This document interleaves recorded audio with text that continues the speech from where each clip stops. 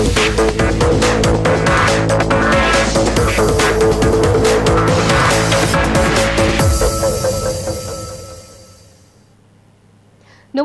আপনারা দেখছেন high news. আমি শ্রীপর্ণা রয়েছে আপনাদের সঙ্গে। শুরু করছি আজকে স্পোর্টস টুডে। শুরুতেই দেখে নেব আজকে হেডলাইন।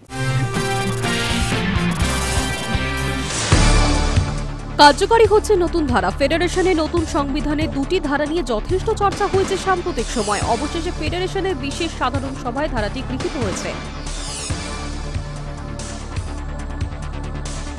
রায়ান উইলিয়ামসের পর কি আরেক বিদেশি? ইনস্টাগ্রামে লিভারপুল একাডেমি থেকে উঠে আসা মিডফিল্ডারের সঙ্গে আলোচনার জল্পনা তুঙ্গে। ফুটবলারের নাম ইয়ান ভান্দা। আগামী বছর জুন মাসের ফুটবল বিশ্বকাপ। আমেরিকা, মেক্সিকো, কানাডায় কারা খেলবে? তার মধ্যে 42টি দেশ চূড়ান্ত। প্লে অফে খেলবে 6টি দেশ।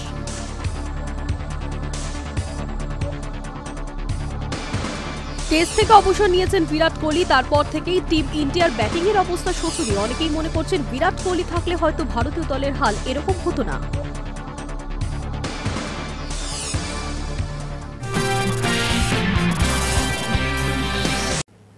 কার্যকরী হচ্ছে নতুন ধারা। ফেডারেশনের নতুন সংবিধানের দুটি ধারা নিয়ে যথেষ্ট চর্চা হয়েছে সাম্প্রতিক সময়। অবশেষে সোমবার ফেডারেশনের বিশেষ সাধারণ সভায় ধারাটি গৃহীত হয়। ফেডারেশনের নতুন সংবিধানের দুটি ধারা নিয়ে যথেষ্ট চর্চা হয়েছে সাম্প্রতিক সময়। 25.3-এর COD এই ধারা দুটিকে নিয়ে নানা মুনির নানা মত ছিল। অবশেষে সোমবার ফেডারেশনের বিশেষ সাধারণ সভায় সেই ধারাটি গৃহীত হয়ে গেল। ফলে আগামী মরশুমে ফেডারেশনের নির্বাচনের পর যে নতুন কার্যকরী কমিটি আসবে তাতে যে সদস্যরা থাকবেন তারা কেউই রাজ্য সংস্থার কোনো পদে থাকতে পারবেন না। এই বিষয়টির কথাই উক্ত ধারাতে বর্ণনা করা হয়েছে। তবে সুপ্রিম কোর্টের বিচারপতি জয়মাল্য বাগচি ও PS নরসিমার বেঞ্চ বলেছে, এই ধারাটি ফেডারেশন গ্রহণ করলেও তা কার্যকর হবে আগামী বছর ফেডারেশনের নির্বাচনের পর যে নতুন কমিটি আসবে সেই নতুন কমিটির কার্যকাল থেকে। যেহেতু এবছর একাধিক টুর্নামেন্ট চলছে, তাই টুর্নামেন্টগুলোয় কোনো রকম ব্যাঘাত না ঘটে, সেই কারণেই সুপ্রিম কোর্ট নতুন কমিটি থেকে এই নিয়ম কার্যকর করতে বলেছে। সেই রায়ের একটি জায়গায় বলা হয়েছে, আমাদের রায় বর্তমান কমিটির সদস্যদের এই মেয়াদ পর্যন্ত বহাল থাকার অনুমতি দিয়েছি, যাতে ইভেন্টগুলো বা প্রতিযোগিতাগুলোর আয়োজনে ব্যাঘাত না ঘটে। এই ধারাটি গ্রহণ করার জন্য কোর্টের থেকে নির্দেশ দেওয়া হয়েছিল। একই সঙ্গে সুপ্রিম কোর্ট এটাও বলেছিল, ফেডারেশনের সংবিধান সংশোধনের জন্য কোর্টের অনুমতি নেওয়ার প্রয়োজন নেই। 2017 সাল থেকে ফেডারেশনের সংবিধান সংক্রান্ত মামলাটি চলে আসছে। সুপ্রিম কোর্ট ফেডারেশনকে নতুন সংবিধান প্রণয়নের নির্দেশ দিয়েছিলেন। 2023 সালে অবসরপ্রাপ্ত বিচারপতি নাগেশ্বর রাওয়ের তত্ত্বাবধানে নতুন সংবিধানের খসড়া জমা দেওয়া হয়েছিল। ফেডারেশনের তরফে এদিন বিবৃতি দিয়ে বলা হয়েছে, সুপ্রিম কোর্টের নির্দেশ অনুসরণ করে এদিন ফেডারেশন 25.3-এর COD ধারাটি গ্রহণ করেছে। ফলে AIFF এর সংবিধান কোর্টের নির্দেশিত পথেই, বিশেষ করে অবসরপ্রাপ্ত বিচারপতি নাগেশ্বর রাওয়ের সুপারিশ অনুযায়ী তৈরি হয়েছে। 2017 সাল থেকে চলা বিষয়টিরও আজ সমাধান হয়েছে। এদিনের বিশেষ সাধারণ সভায় বর্তমান ফুটবলারদের কথা তুলে ধরার জন্য থাকতে চেয়ে তাদের সংস্থা FPAI এর তরফ থেকে 19 নভেম্বর একটি চিঠি দিয়ে বলা হয়েছিল, যেহেতু বর্তমান ফুটবলাররা সরাসরি বিষয়টির সঙ্গে যুক্ত, তাই এই বিশেষ সাধারণ সভায় তাদের প্রতিনিধিদের ডাক পাওয়া উচিত। এই সভায় ফুটবলারদের ভালো মন্দ, বেতন সমস্যা সবকিছুই তুলে ধরার জন্য সংস্থার প্রতিনিধিদের উপস্থিতি একান্ত কাম্য। কিন্তু ফেডারেশন তাদের চিঠির পরিপ্রেক্ষিতে তাদের ডাকেনি। FPAI এর সভাপতি মেহরাজ উদ্দিন ওয়াডু জানিয়েছেন, বিষয়টি নিয়ে ফের ফেডারেশনকে চিঠি দিতে পারেন তারা। High News network.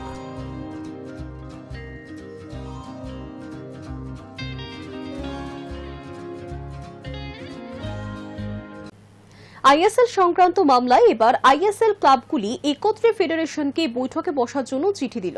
শুক্রবারই সুপ্রিম কোর্টের বিচারপতি নির্দেশ দিয়েছিলেন দ্রুতই বিডিং এর আগ্রহী সংস্থাগুলিকে এক জায়গায় বসে অবসরপ্রাপ্ত বিচারপতি নাগেশ্বর রাওয়ের রিপোর্টের ভিত্তিতে সমস্যার সমাধান করতে, আর এরপরই সময় নষ্ট না করে এই সিদ্ধান্ত গ্রহণ। শুক্রবারই সুপ্রিম কোর্টের বিচারপতি জয়মাল্য বাগচি ও PS নরসিমার বেঞ্চ নির্দেশ দিয়েছিল দ্রুত ফেডারেশন, ISL ক্লাব ও কেন্দ্র সরকার বিডিংয়ে আগ্রহী সংস্থাগুলোকে এক জায়গায় বসে অবসরপ্রাপ্ত বিচারপতি নাগেশ্বর রাওয়ের রিপোর্টের ভিত্তিতে সমস্যার সমাধান করতে। কোর্টের নির্দেশের পরই সময় নষ্ট না করে ISL ক্লাবগুলো একত্র ফেডারেশনকে বৈঠকে বসার জন্য চিঠি দিল। ISL ক্লাবের তরফে ওই চিঠিতে সই করেছেন SC দিল্লির কর্তা ধ্রুব সুদ। সেই চিঠিতে ফেডারেশন সভাপতি কল্যাণ চৌবেকে উল্লেখ করে বলা হয়েছে, কোর্টের নির্দেশ মতো সবাইকে নিয়ে বৈঠকে বসে সমস্যার সমাধান করতে। চিঠিতে ISL ক্লাবগুলির তরফে লেখা হয়েছে, সুপ্রিম কোর্টের নির্দেশ মতো ISL ক্লাব, ফেডারেশন, কেন্দ্র সরকার বিডিংয়ে আগ্রহী সংস্থাগুলোকে নিয়ে এক জায়গায় বসে ঘরোয়া ফুটবলের পরিচালনা বিষয়ক ও বাণিজ্যিক দিকগুলো নিয়ে একটি সুষ্ঠু সমাধান বের করতে হবে। কোর্ট স্পষ্টভাবে জানিয়েছে, অবসরপ্রাপ্ত বিচারপতি নাগেশ্বর রাওয়ের রিপোর্টের ওপর পর্যালোচনা করে সমাধান সূত্র বের করতে। 2 সপ্তাহ পর এই মামলার ফের শুনানি হবে। 8ই ডিসেম্বর ফেডারেশনের সঙ্গে FSDL এর চুক্তি শেষ হয়ে যাচ্ছে। এর আগেই পুরো বিষয়টি মিটিয়ে ফেলতে হবে। সমাধান সূত্র তৈরি হলে তা নিয়ে রিভিউয়ের কথাও লেখা হয়েছে ISL ক্লাবগুলির চিঠিতে।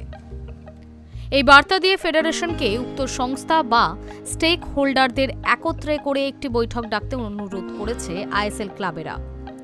এই বৈঠকে কেন্দ্র সরকারের প্রতিনিধিদেরও ডাকার কথা বলা হয়েছে। এই বৈঠকটি হলে সব পক্ষের তরফেই নিজেদের মতামত বিনিময়ের সুযোগ থাকবে বলে ক্লাবের তরফে জানানো হয়েছে ফেডারেশনকে। ফেডারেশন ISL এর আয়োজনের জন্য নতুন সংস্থা চেয়ে বিড প্রক্রিয়া শুরু করলেও কোনো সংস্থা সেই বিড প্রক্রিয়ায় অংশ নেয়নি।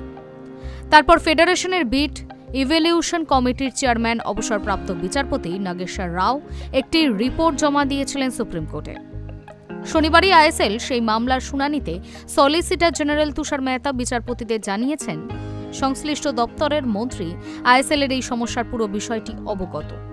দেশের সেরা ফুটবল প্রতিযোগিতা নিশ্চিত করতে কেন্দ্র সরকার সচেষ্ট, তবে কেন্দ্র পুরো বিষয়টিতেই হস্তক্ষেপ করছে ফুটবলারদের স্বার্থে। তবে এটাও জানানো হয়েছে, ফিফার নিয়ম মেনেই সবকিছু পদক্ষেপ নেওয়া হবে।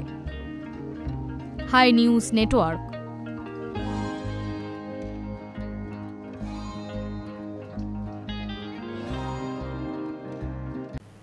রায়ান উইলিয়ামসের পর কি আরেক বিদেশি? ইনস্টাগ্রামে লিভারপুল একাডেমি থেকে উঠে আসা মিডফিল্ডারের সঙ্গে আলোচনা জল্পনা তুঙ্গে।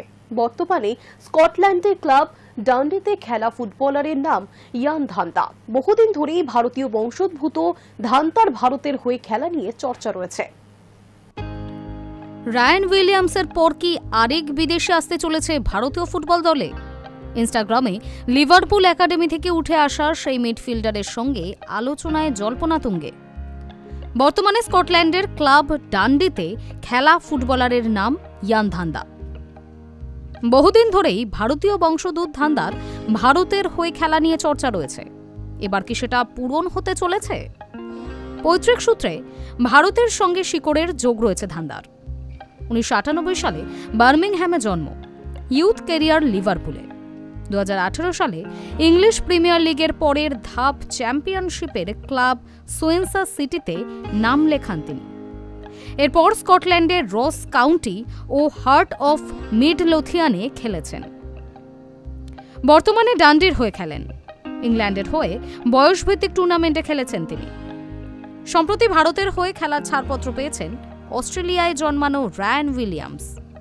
ব্লু টাইগার্সের হয়ে অভিষেক না হলেও বাংলাদেশ উড়ে গিয়েছিলেন। হয়তো হংকংয়ের বিরুদ্ধে অভিষেক হতে পারে। ইতিমধ্যেই ভারতের জার্সিতে প্র্যাকটিস করেছেন তিনি। ইনস্টাগ্রামে সেই ছবিও আপলোড করেছেন। সেখানেই ধান্দা কমেন্ট করেন, ইয়েস ব্রো, পাশে নীল হার্ট ইমোজি। অনেকের মতে তা ভারতের জন্য। সেই কমেন্টের উত্তরে রায়ান লিখেছেন, এবার তোমার পালা। মনে করা হচ্ছে ধান্দাকেও ভারতের হয়ে খেলার আমন্ত্রণ জানালেন রায়ান। তবে ভারতের হয়ে খেলা সহজ হবে না ধান্দার জন্য। 26 বছর বয়সী ফুটবলারের OCI কার্ড আছে, কিন্তু ব্লু টাইগার্সের হয়ে খেলতে হলে তাকে ব্রিটিশ নাগরিকত্ব ছাড়তে হবে। তাহলে আবার তিনি ইউরোপের ক্লাবে খেলতে পারবেন না। উল্লেখ্য 2023-এ ম্যানচেস্টার ইউনাইটেডের কিংবদন্তি রিও ফার্দিনান্দো ধান্দার গোলের প্রশংসা করেছিলেন। তাতে এআইএফএফ এর প্রাক্তন সচিব সাজি প্রভাকরণ ধান্দাকে ভারতের হয়ে খেলতে আমন্ত্রণ জানান। তখনই ব্রিটিশ ফুটবলার আশা করেছিলেন দ্বৈত নাগরিকত্ব চালু হলে তিনি ভারতের হয়ে খেলতে পারবেন, কিন্তু ব্রিটিশ নাগরিকত্ব ছাড়বেন না। Hi News network.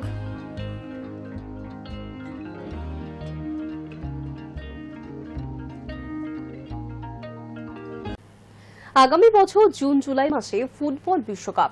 America, Mexico, কানাডায় কারা খেলবে তাদের মধ্যে 42টি দেশ চূড়ান্ত হয়েছে। প্লে অফে খেলবে 6টি দেশ, কিন্তু তার বাইরেও অসংখ্য দেশ রয়েছে যারা তুলনায় দুর্বল। আর সেই দেশগুলোর জন্য মার্চ এপ্রিলের আন্তর্জাতিক ব্রেকের সময় ফের বিশেষ টুর্নামেন্ট আয়োজন করছে ফিফা। আগামী বছর জুন জুলাই মাসে ফুটবল বিশ্বকাপ। আমেরিকার মেক্সিকো, কানাডায় কারা খেলবে তার মধ্যে 42টি দেশ চূড়ান্ত। প্লে অফে খেলবে 6টি দেশ, কিন্তু তার বাইরে অসংখ্য দেশ রয়েছে যারা তুলনায় দুর্বল। বিশ্বকাপের মঞ্চ থেকে বহু দূরে সেই দেশগুলির জন্য মার্চ এপ্রিলের আন্তর্জাতিক ব্রেকের সময় ফের বিশেষ টুর্নামেন্টের আয়োজন করেছে ফিফা। 2 বছর পর ফিরছে ফিফা সিরিজ 2026। আসলে যোগ্যতা অর্জন পর্ব মেটার পর ওই সময় প্রীতি ম্যাচ ছাড়া উপায় নেই। অন্যদিকে যে দলগুলো বিশ্বকাপ বা মহাদেশ ভিত্তিক টুর্নামেন্টগুলোর যোগ্যতা অর্জন করতে পারেনি তাদের সামনে কোনো লক্ষ্য থাকবে না। সেই দেশগুলোর তালিকা বেশ লম্বা। ফিফা অবশ্য ফুটবলকে সার্বজনীন করে তোলা ও বৈচিত্র্য বৃদ্ধির কথাও জানিয়েছে। পুরুষ ও মহিলা উভয় দলই সেই টুর্নামেন্ট খেলবে, যে টুর্নামেন্টের মাধ্যমে দেশগুলোর উন্নয়নের সম্ভাবনা বাড়িয়ে তোলার কথা বলা হয়েছে। আরও জানা যাচ্ছে, বিশ্বকাপ যেমন সফল দেশগুলোর প্রতিযোগিতার ক্ষেত্রে, তেমনি বিশ্বের বিভিন্ন প্রান্তের দেশগুলিকে একটা মিলন মঞ্চে আনার লক্ষ্য। নারী দলগুলোকে নিয়ে আয়োজন করা ফিফা সিরিজটি হবে ব্রাজিল, থাইল্যান্ড ও আইভরি কোস্টে। অন্যদিকে পুরুষদের ফিফা সিরিজের ম্যাচগুলি আয়োজিত হবে Australia, Azerbaijan, Indonesia, Kazakhstan, Mauritius, Puerto Rico, Rwanda ও উজবেকিস্তানে। এর মধ্যে অস্ট্রেলিয়া বা উজবেকিস্তান বিশ্বকাপে খেলবে। তবে কোন কোন দেশ ফিফা সিরিজে খেলবে তা এখনো ঠিক করা হয়নি। 2026 সালের শুরুতে তা ঠিক করা হবে। উল্লেখ্য, একই ধরনের একটি পাইলট টুর্নামেন্ট 2024 সালেও আয়োজন করা হয়েছিল। সেই টুর্নামেন্টে 5টি দেশে মোট 24টি দেশ খেলেছিল। ম্যাচ হয়েছিল শ্রীলঙ্কার কলম্বোতেও। শক্তিশালী ক্রোয়েশিয়া সেই টুর্নামেন্ট জিতেছিল। এবার ফিফা সিরিজে দল বাড়বে বলেই জানিয়েছে হাই নিউজ নেটওয়ার্ক। টেস্ট থেকে অবসর নিয়েছেন বিরাট কোহলি। তারপর থেকে টিম ইন্ডিয়ার ব্যাটিংয়ের অবস্থা শোচনীয়। অনেকেই মনে করছেন বিরাট কোহলি থাকলে হয়তো ভারতীয় দলের হাল এরকম হতো না। আর এবার এই একই কথা বললেন বাংলার প্রাক্তন ক্রিকেটার শ্রীবৎস গোস্বামীও। প্রায় মাস 6 হলো টেস্ট থেকে অবসর নিয়েছেন বিরাট কোহলি।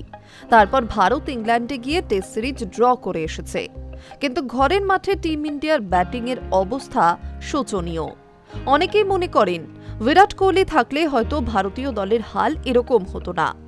বাংলার প্রাক্তন ক্রিকেটার শ্রীবৎস গোস্বামীও ঠিক এটাই বলছেন। তার বক্তব্য, টেস্টের বদলে কোহলি বরং ওয়ানডে থেকে অবসর নিতে পারত। কোহলির সঙ্গে অনূর্ধ্ব-19 বিশ্বকাপ জেতা ক্রিকেটার শ্রীবৎস সোশ্যাল মিডিয়ায় লিখেছেন, বিরাটের উচিত ছিল ওয়ানডে ক্রিকেট ছেড়ে দেওয়া এবং টেস্ট ক্রিকেটে খেলতে থাকা, অন্তত যতক্ষণ না ফুরিয়ে যায়। টেস্ট ক্রিকেট ওকে মিস করছে। শুধু একজন প্লেয়ার হিসেবে নয়, দেশের হয়ে খেলার সময় মাঠে যে প্রাণশক্তি, ভালোবাসা ও আবেগের বহিঃপ্রকাশ ঘটত, সেটাতে দলের মধ্যে বিশ্বাস জন্মাত আমরা যে কোনো পরিস্থিতি থেকে জিততে পারি। অনেকেই মনে করেন কোহলির আচমকা টেস্ট অবসরের নেপথ্যে গৌতম গম্ভীরের সঙ্গে তার খারাপ সম্পর্কই দায়ী। তার পরপরই অবসর নেন রোহিত শর্মাও। এটা ঠিক যে শেষের দিকে দুই মহাতারকায় লাল বলের ছন্দে ছিলেন না। বিশেষ করে লাল বলের ক্রিকেটে বারবার অফ স্টাম্পে খোঁচা দিয়ে আউট হয়েছেন কোহলি। আবার ওয়ানডে বিশ্বকাপে দুজনের খেলা নিয়েই সংশয় তৈরি হয়েছে। এই পরিস্থিতিতে শ্রীবৎসের বক্তব্যে অনেকেই সহমত প্রকাশ করেছেন। Hi News Network. চোটের জন্য দক্ষিণ আফ্রিকার বিরুদ্ধে ওয়ানডে সিরিজ থেকে ছিটকে গিয়েছেন শুভমান গিল। প্রশ্ন উঠছে কবে আবার মাঠে ফিরবেন তিনি। এ ব্যাপারে এখনো কোনো দিনক্ষণ জানালো না হলেও গিলকে প্রোটিয়াদের বিরুদ্ধে টি-20 সিরিজের আগে সুস্থ করে তোলার চেষ্টায় শুভমনের জন্য বিশেষ রুটিনও তৈরি করা হয়েছে। চোটের জন্য দক্ষিণ আফ্রিকার বিরুদ্ধে ওয়ানডে সিরিজ থেকে ছিটকে গিয়েছেন শুভমন গিল। খুব স্বাভাবিকভাবেই প্রশ্ন উঠছে কবে আবার মাঠে ফিরবেন তিনি। এই ব্যাপারে এখনো কোনো দিনক্ষণ জানানো না হলেও গিলকে প্রোটিয়াদের বিরুদ্ধে টি-20 সিরিজের আগে সুস্থ করে তোলার সব রকম চেষ্টা করা হচ্ছে। এর জন্য বিশেষ রুটিনও তৈরি করা হচ্ছে শুভমনের জন্য। ইডেন টেস্টে ঘাড়ে চোট পেয়েছিলেন শুভমন গিল, যার জেরে গুয়াহাটি টেস্ট থেকেও ছিটকে গিয়েছেন তিনি। 30 নভেম্বর থেকে শুরু হতে চলেছে 3 ম্যাচের ওয়ানডে সিরিজ। সেই সিরিজে তাকে বিশ্রাম দেওয়া হয়েছে। সেই জায়গায় অধিনায়ক করা হয়েছে KL রাহুলকে।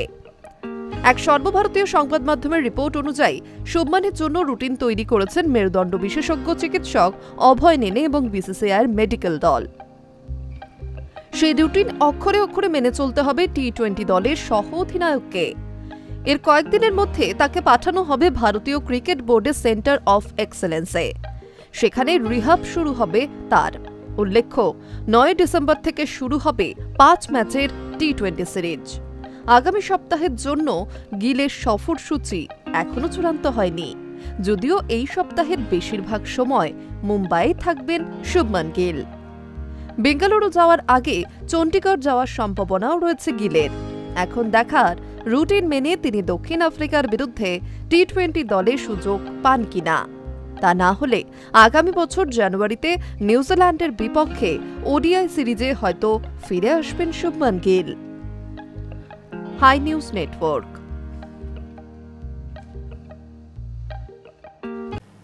সিনিয়র এশিয়া কাপের ট্রফি নিয়ে পালিয়ে গিয়েছিলেন।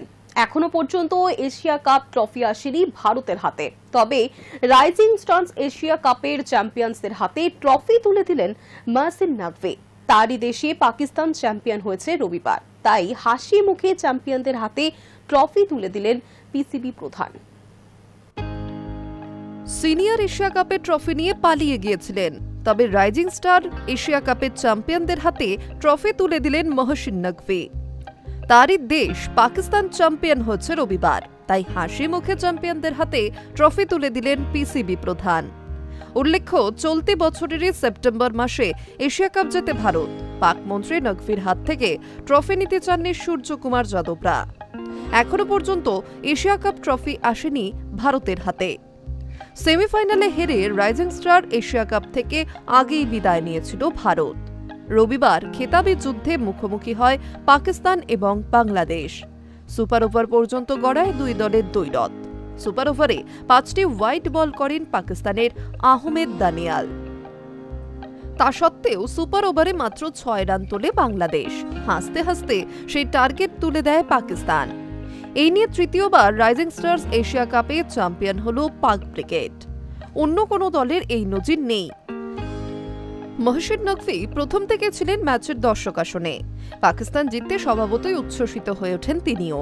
পরে ট্রফি তুলে দেন চ্যাম্পিয়ন পাকিস্তান শাহিনসের অধিনায়ক ইরফান খান নিয়াজির হাতে।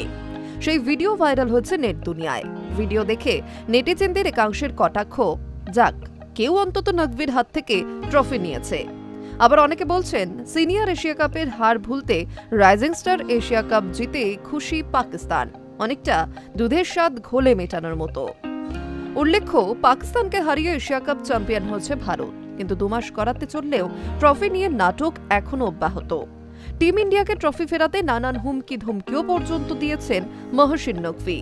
চাপিয়েছেন শর্ত, ট্রফি নাকি এসিসির প্রধান কার্যালয় থেকে একেবারে গায়েব করে ফেলেছেন তিনি, এমনটাও শোনা গিয়েছে। নকভি সাফ জানিয়ে দিয়েছেন তার হাত থেকে ট্রফি নিতে হবে সূর্যকুমারদের। High News network.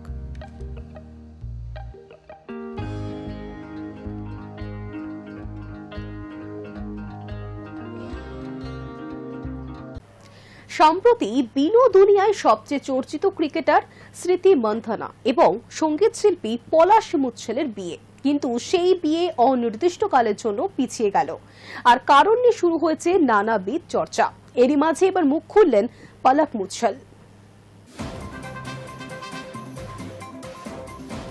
সাম্প্রতিক সময়ে দেশের সবচেয়ে চর্চিত বিয়ে ক্রিকেটার স্মৃতি মান্দানা ও সঙ্গীত শিল্পী পলাশ মুছালের, কিন্তু সেই বিয়ে অনির্দিষ্টকালের জন্য পিছিয়ে গেল। আপাতত 7 পাকে বাধা পড়ছেন না তারা। এই নিয়ে নিজের ইনস্টাগ্রামে বিবৃতি দিয়ে গায়িকা পলাশ মুছাল জানিয়েছেন, আপাতত বিয়ে স্থগিত রাখা হয়েছে। এই কঠিন সময়ে সকলে যেন পরিবারের গোপনীয়তার সম্মান করে। রবিবার হঠাৎই হৃদরোগে আক্রান্ত হন স্মৃতির বাবা শ্রীনিবাস মান্দানা। সঙ্গে সঙ্গে তাকে অ্যাম্বুলেন্সে করে সাংলির একটি বেসরকারি হাসপাতালে নিয়ে যাওয়া হয়।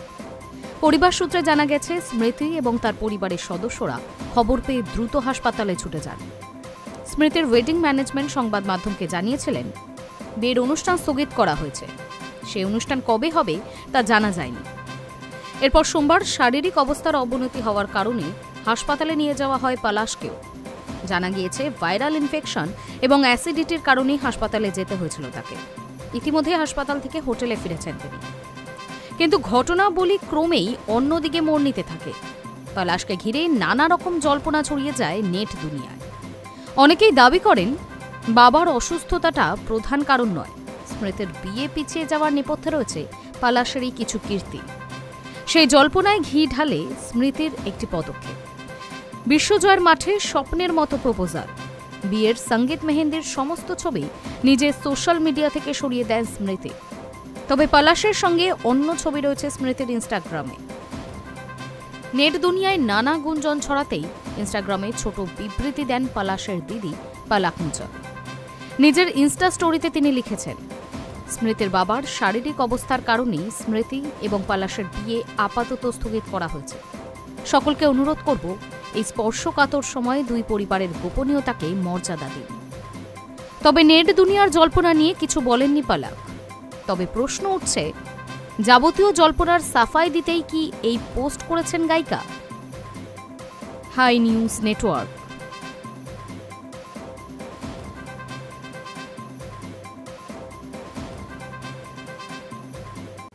স্পোর্টস টুডে এখনকার মতো এই পর্যন্তই। দেখতে থাকুন হাই নিউজ।